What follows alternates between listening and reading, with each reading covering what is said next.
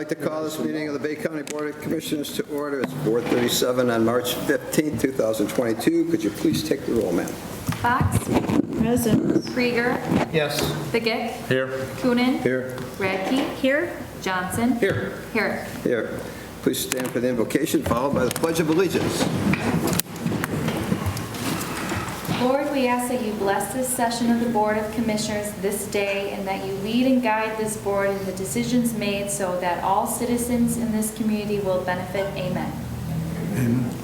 I pledge allegiance to the flag of the United States of America and to the republic for which it stands, one nation, under God, indivisible, with liberty and justice for all. The first order of business will be the citizen input. If there's anyone who'd like to speak before the commission, please step forward.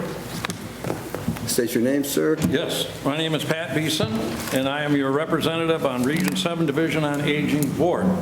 I also been the treasurer for the last 15 years. We just recently got done with an audit, and I wanted to give you guys the numbers. I appreciate the support that you've given me over the years, and I'm giving you a report on what money we have and where we spend it. Thank you. When we talk about the ARCA money, I understand exactly where you guys are coming from. My budget at Region 7 12 years ago was about 10 or 12,000 or million a year.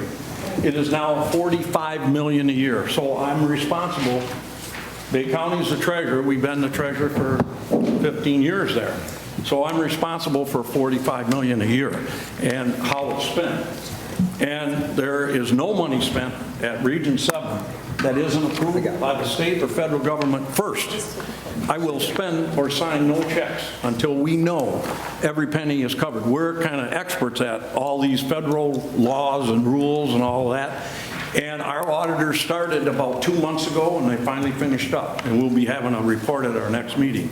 I wanted to give you guys this so you know what I'm doing, what you appointed me for.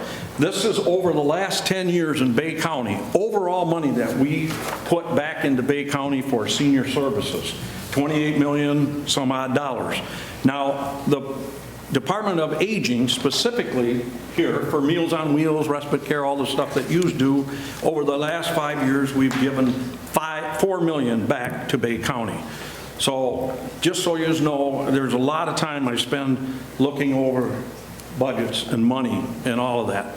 I want you to know we have about 7 to 9 million in the bank invested, but it's all earmarked for special projects. Cannot be spent in any other way. We do earn some interest off of that, and we use that for hearing aids, eyeglasses, teeth, home repair, stuff like that. Region 7 gets about $80,000 a year back on the tobacco tax. Now everybody knows there's tax on cigarettes, and they never understand, what do they do with all that tax? Well, Region 7 gets it, and we divide it up into all 10 counties, which is about $8,000 a year. Goes to each county for home repair. Now every month, every county gives a report back to Region 7, to me, on how much money they have spent in home repair and how much is left. Okay, so now we're working with Beth in the Division on Aging. We are going to, once a year, the state and federal government allows us to transfer money. So any money that you have in your budget that hasn't been used because of the pandemic or whatever, and they haven't had able to use it, we're going to be allowing them to transfer that money into, like their Meals on Wheels, they might be short on money or something, and that'll be determined by Beth and our board. You know, we'll come up with a plan and we will transfer it where you people need that money. That's what you appointed me to do, watch over all that. Now remember, all 10 counties every month give us a report on every dollar that they get from Region 7. And how much is left in each budget. So I know, and all the people that sit on there from each county know how much is left in whatever program that we are funding through them. So our people are really experts at federal and state laws and how to spend money. You know, I know it's tough because over the years, when I was a commissioner, we always lost revenue sharing. So we had to tighten our budgets and not hire people and watch over everything and not give raises, stuff like that. Well, now, you poor commissioners, this is the first time in probably history, we get a $20 million ARPA fund that, you know, who would be an expert? Who could you hire as an expert? Because we've never had this money. Who would be an expert at helping you guys spend this money? Well, you got a board of experts right here that are going to probably do the best that they can and follow all the rules that they can. I have about, I don't know, I'd say 12 to 14 just in accounting, watching over the money, you know, and we've had times where there are providers that don't have all their work done and it's not approved and want to get paid. I want to tell you, as you're appointing on that board, I pay no provider unless the work is all done and certified on my desk before they get paid. And that is just a normal thing that we do, you know, that we have to do. Because, of course, we have state and federal auditors. Now, we have to hire these people to come in and do this audit for us. And a lot of times I will direct them in areas that maybe they haven't really looked real good at. Because I feel, as their treasurer and as your board appointee, I want to make sure that every item is checked, double checked, and made sure that we do. There's 3 people that sign our checks.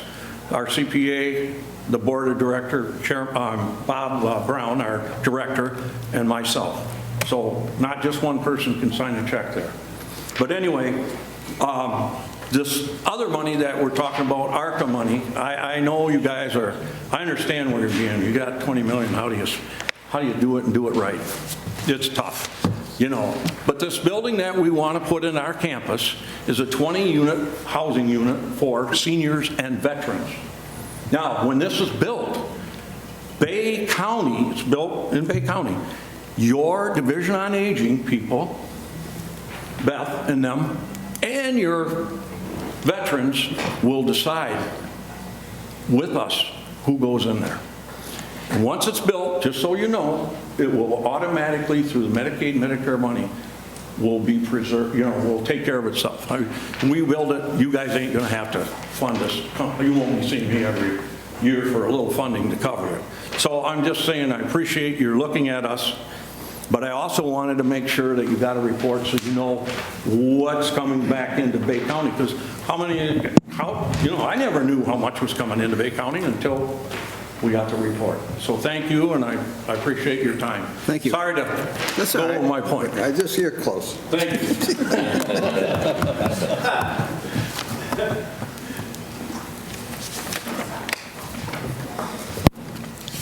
Good afternoon, esteemed county manager, esteemed commission. Sir, state your name, sir. Yes, sir. My name is Daryl Newton. I am the current president of the Sign right in there, sir. NAACP of Bay City, and I'm here to make a passionate plea.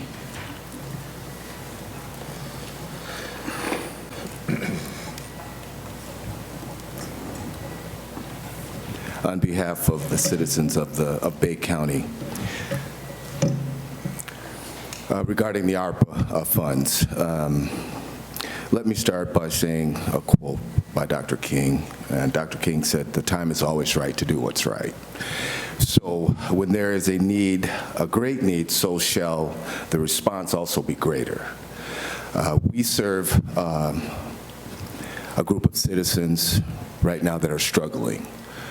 And we can look at numbers all day. I'm a numbers guy. Statistics and static numbers tell the tale. But what numbers don't tell you or show you is the frustration, the pain, and the anguish that this pandemic has launched a lot of folks into. Folks have lost their jobs. Folks have lost their homes, their cars. They don't know what their livelihood is going to be for themselves or their children. And we have an opportunity to really be transformational as an organization and as a county with these ARPA dollars. Now, with those dollars came guidelines on how those dollars should be used. But what I would encourage, along with what some of the board members were saying, yes, there should be a forum of some sort to better allocate and where these funds should be spent. But what I would also like to press upon you is there are people in the community that you should also address. How about starting with some of the citizens, getting a panel? Start there, because you know, when you start with those that are actually feeling the brunt of where this pandemic has hit, you get some great answers out of that. You know, and who else to go to other than those that are actually suffering. So if that's something that you might want to consider, I would wholeheartedly get behind that, as well as lending some of our expertise on some of that as well, because again, the census numbers don't show the pain, the anguish, the frustration that a lot of these citizens are feeling. I'm there every day. I taste, touch, feel essentially that pain and that they relay to me, and so I want to relay that on to you with that passion. On page 6 of our original proposal, I put in some foundation from Leachman. He actually lended a study to the Center for Budget Control that actually is where this all started and how these funds are going to be spent, or where they best should be spent. So if you would, I'd like you to revisit some of that, because it does provide some excellent information. The reason being because there are going to be a lot of people that are marginalized right now, or disenfranchised, or living in the shadows, that are going to be overlooked. And when you're making decisions from the top, those are the same people that are going to be marginalized, disenfranchised, or continue to be in the shadows, because you're making decisions without their input or without that consideration. And when that consideration does come about, they're always at the end of that process. So just please consider that as well. We have an opportunity right now to really be heroes, all of us, you know, in what we do with these funds, because we don't know how long it's going to take us to get up out of this pandemic. And if you're been aware, there are a lot of doctors and scientists that are saying that there may be some long-term effects physically, mentally, and financially for these individuals from all scopes. So we have to consider that as well. Those are some of the things that we're considering, which is the reason for a 5-year plan. Yeah, you could throw a lot of money out there for a 1-year plan. That's just like putting a Band-Aid on a serious cut or an injury. So what do you do after that year? So you really have to plan carefully with these funds down the road. And I like the fact that you're saying, well, we're not just going to throw it all out there. But when you do consider some of these organizations and what they're doing, look at the longevity and the length of what they're planning to do down the road, because, yeah, one, you could put a Band-Aid on it, but it doesn't close that serious wound. So with that being said, I just want to press upon you again that we have put in a pretty decent plan and submitted an addendum with detail on things such as youth, sustainability, and things of that nature for the disparate poor, communities of color, the youth, which are really crying out with a definite need. So I do thank you for your time, and I do would press upon you again to put together maybe some panels of community members and come in and listen to what they have to say. You'd be amazed at some of the ideas that would be generated from that discussion moving forward. Thank you again for your time, and I appreciate that. Thank you.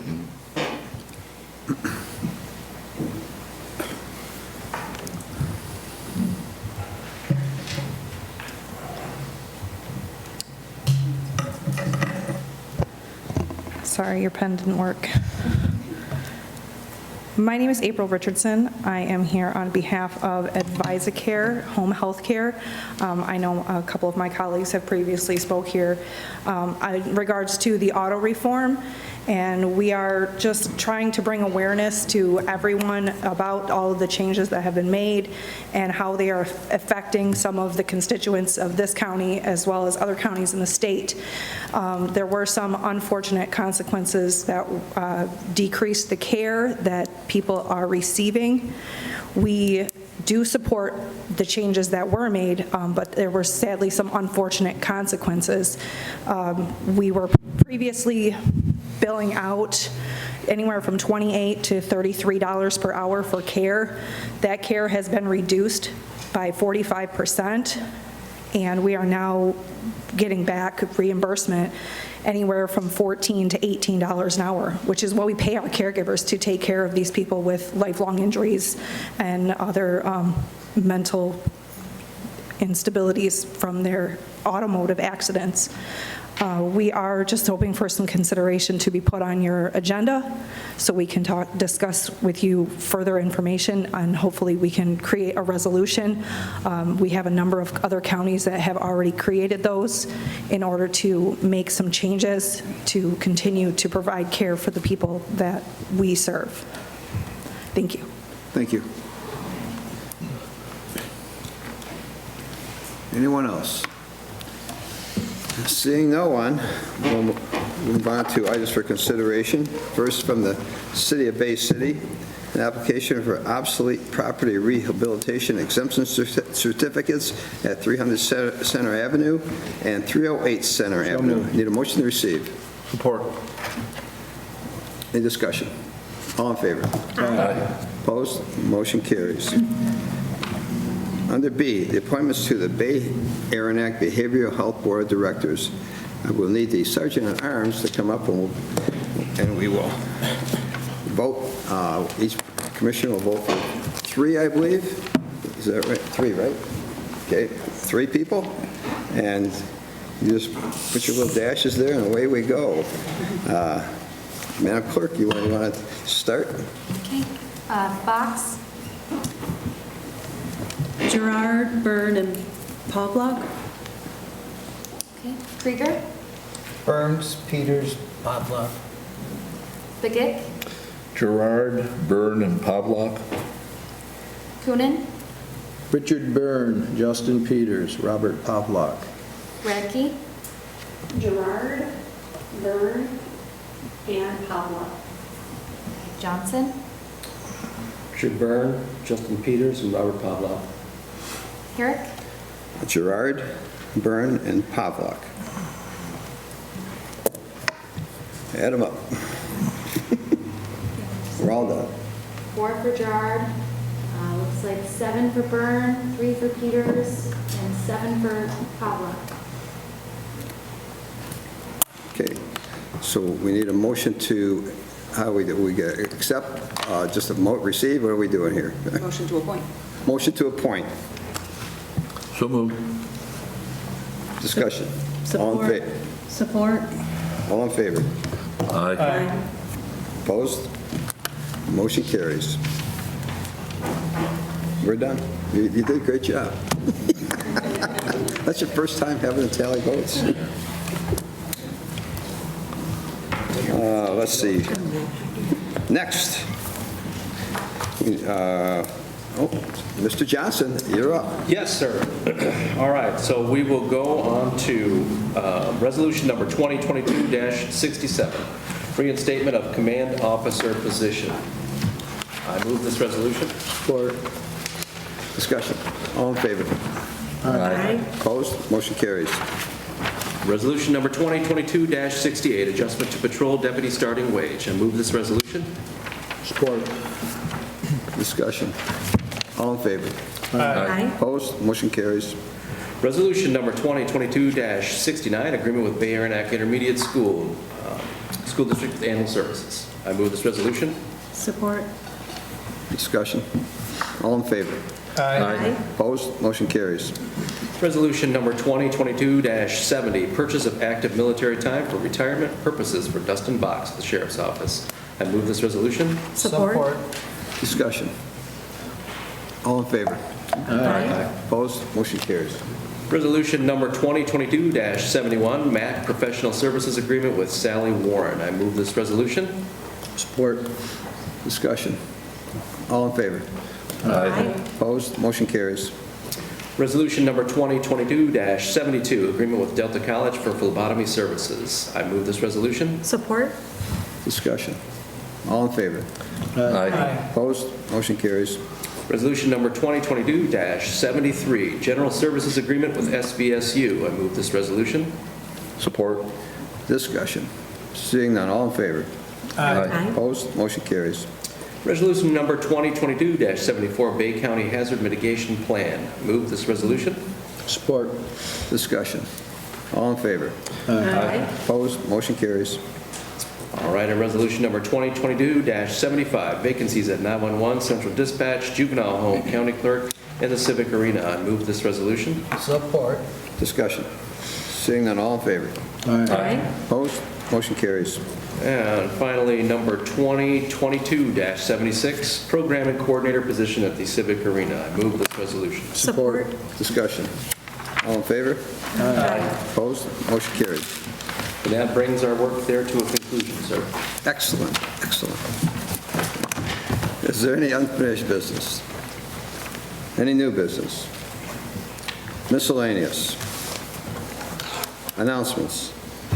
Vaughn, you used all your announcements last St. Patrick's Day meeting. Parade Sunday, 2 o'clock. Is there any need for a closed session? There is none, Mr. Chair. Thank you. Move to adjourn. All in favor? Aye.